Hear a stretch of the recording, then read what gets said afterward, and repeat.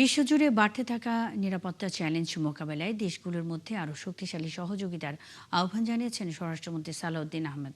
যুক্তরাষ্ট্রের নিউ ইয়র্কে জাতিসংঘ সদর দপ্তরে অনুষ্ঠিত পঞ্চম জাতিসংঘ পুলিশ প্রধানদের সম্মেলনে তিনি কথা বলেন। স্বরাষ্ট্রমন্ত্রী বাংলাদেশের পক্ষ থেকে জাতিসংঘ পুলিশ জ্ঞান ও উদ্ভাবন নেটওয়ার্ক গঠনের প্রস্তাব দেন। তিনি বলেন, এই নেটওয়ার্কের মাধ্যমে সদস্য দেশগুলো নিজেদের অভিজ্ঞতা, জ্ঞান ও প্রযুক্তিগত দক্ষতা একে অপরের সঙ্গে ভাগাভাগি করতে পারবে।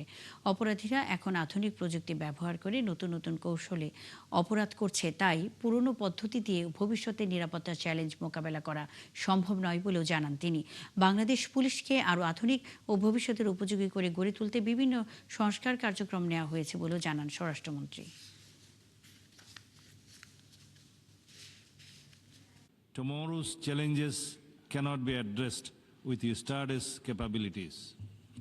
We must invest in highly skilled personnel, specialized expertise, and innovative approaches to remain effective in an increasingly interconnected world. As one of the leading contributors to UN peace operations, Bangladesh has undertaken significant reforms to make our formed police units